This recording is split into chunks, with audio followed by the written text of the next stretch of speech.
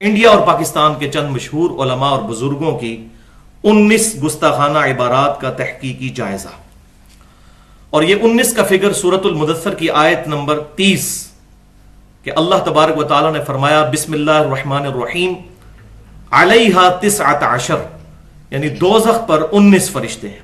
اور ظاہر ہے کہ جو کوئی اللہ اور اس کے رسول صلی اللہ علیہ وسلم کا گستاخ ہوگا، اس میں مسلمانوں میں کوئی دوسری رائے ہی نہیں کہ اس کا ٹھکانہ دوزخ ہونے والا ہے، وَلِعَاذُ بِاللَّهِ تعالی، اگر وہ بغیر توبہ کے مر گیا۔ سورۃ الاحزاب کی آیت نمبر 57 میں اللہ تبارک و تعالی نے اسی کانٹیکسٹ میں ارشاد فرمایا بسم اللہ الرحمن الرحیم ان الذین یؤذون اللہ ورسولہ لعنہم اللہ فی الدنیا والآخرہ، بے شک جو لوگ اللہ اور اس کے رسول صلی اللہ علیہ وسلم کو اذیت دیتے ہیں، تکلیف دیتے ہیں، ان پر اللہ کی لعنت ہے دنیا کی زندگی میں بھی اور آخرت کی زندگی میں بھی۔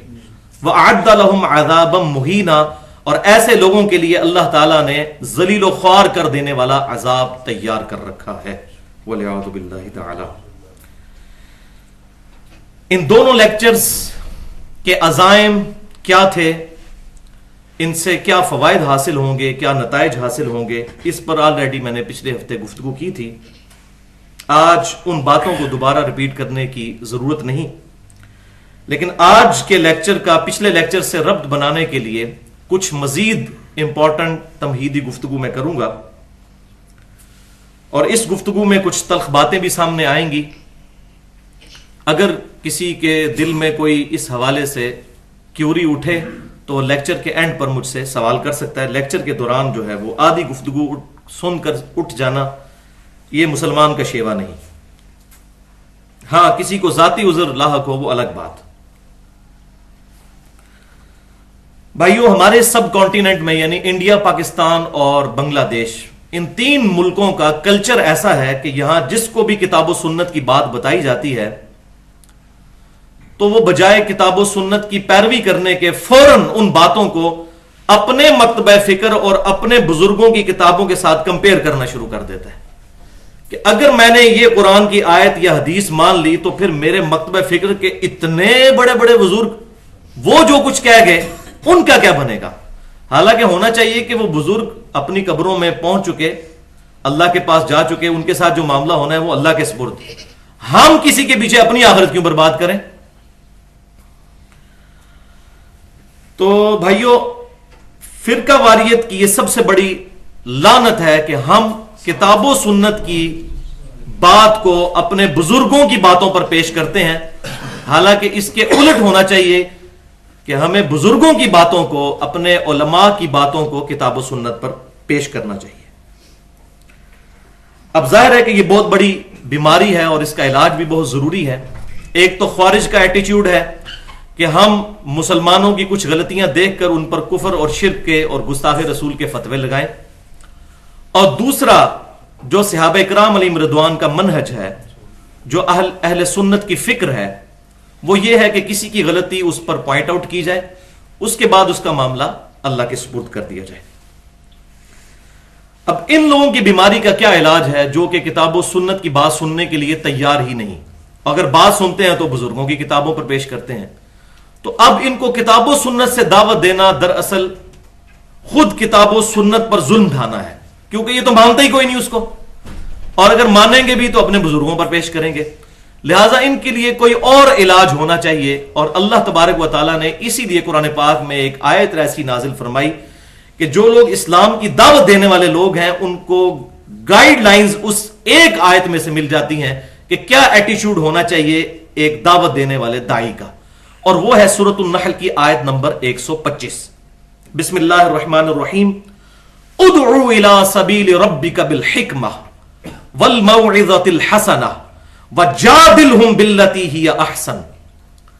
یہ نبی صلی اللہ علیہ وسلم کے ذریعے سے امت کو سکھایا جا رہا ہے کہ اللہ کی طرف بلاؤ حکمت کے ساتھ اور اچھے واعظ کے ذریعے۔ اب کچھ لوگ جو ہیں وہ حکمت کی باتوں سے اٹریکٹ ہو جائیں گے، اور کچھ لوگوں کی کیٹیگری ایسی ہے جو کہ اچھا واعظ سن کر اٹریکٹ ہوتے ہیں۔ لیکن تیسری قسم کے لوگ وہ ہیں کہ جو اپنے فرقوں के बुजुर्गों को बचाने पर तुले हुए हैं, उनके नाम पर चंदे इकट्ठे करके अपनी रोटी रोजी चला रहे हैं, वो कभी भी किताब और सुन्नत की बात नहीं मानेंगे।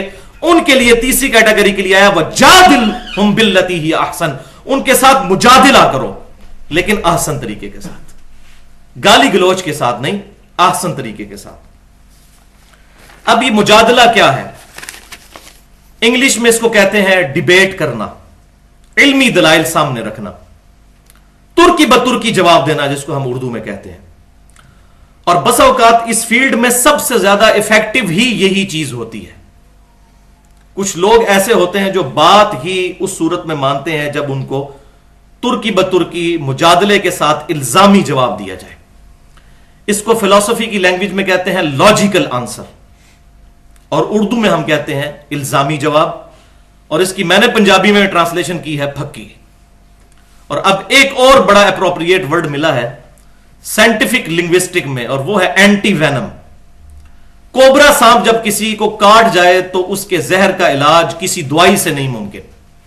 अब बिल्कुल इसी तरीके से समझ लें कि जिसको बुजुर्गाने बेदीन और उलमाए कराइम ने डस लिया है, अब इलाज क्या है? कोबरे सांप का जहर ही दिया जाता है, तो उसको एंटी वेनम कहते हैं, जिससे उसके वेनम का इलाज होता है।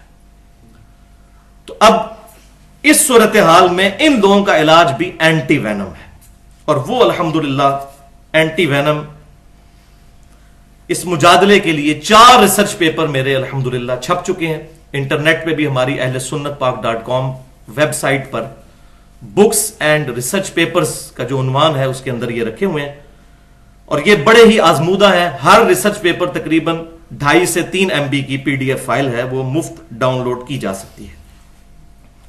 तो इन्हीं की बुनियाद पर मैं ये कहता हूं कि मेरी बातें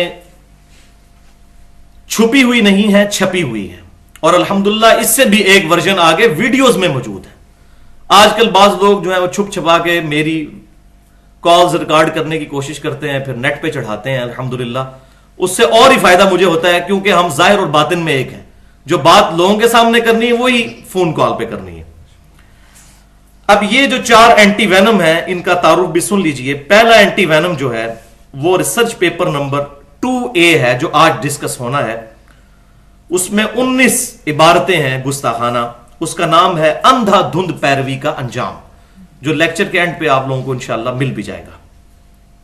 ये 4 पेजेस पर मुश्तमिल है। दूसरा एंटी वेनम है रिसर्च पेपर नंबर 2B। इसमें 32 इबारतें हैं गुस्ताखाना।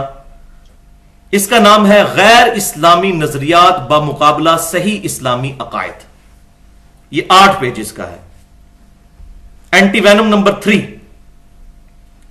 ये रिसर्च पेपर नंबर 6 है, कब्रों से फैज के अकीदे का तहकीकी जायजा।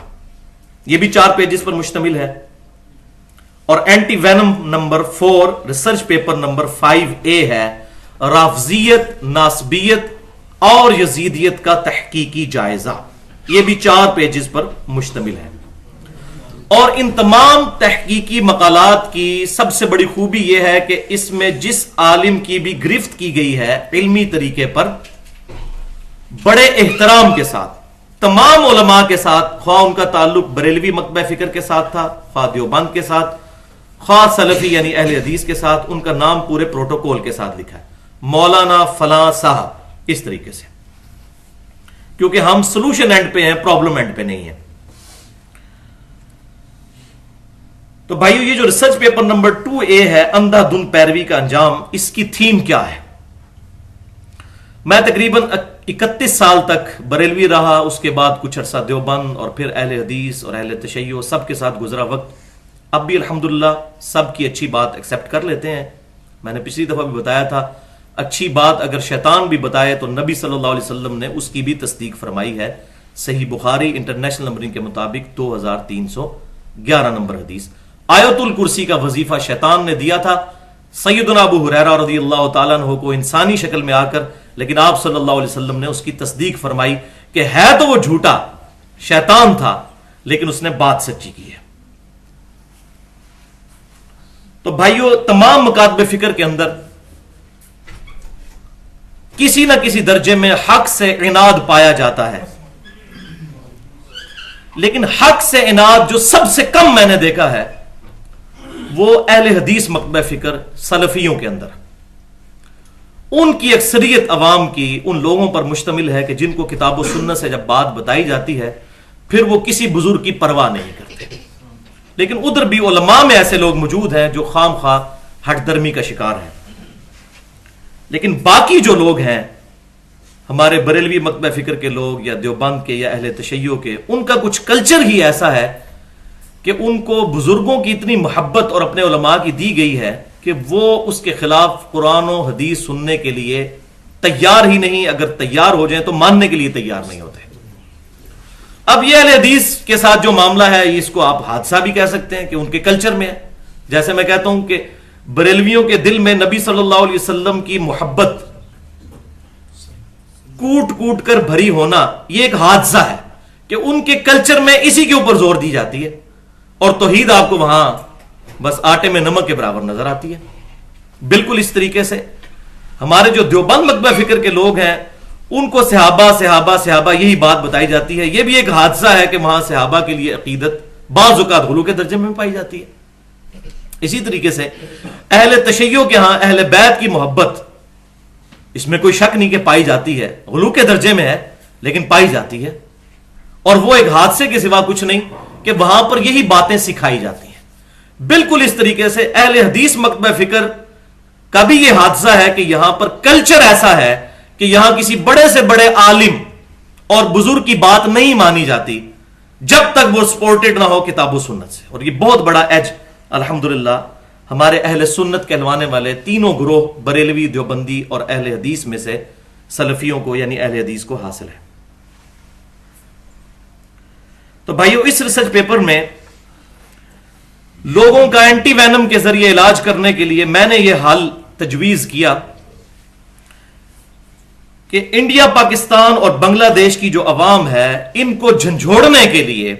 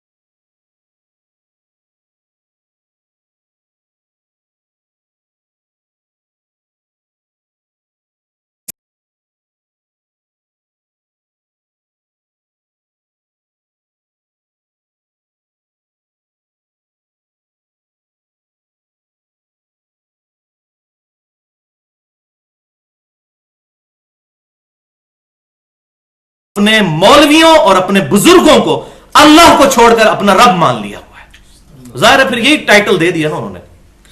تو یہ فتویٰ قرآن پاک کی روح سے ان پر چسپاں ہوگا اگر یہ 5 باتوں میں سے کوئی بات نہیں پائی جاتی. تو یہ تو آیت تھی.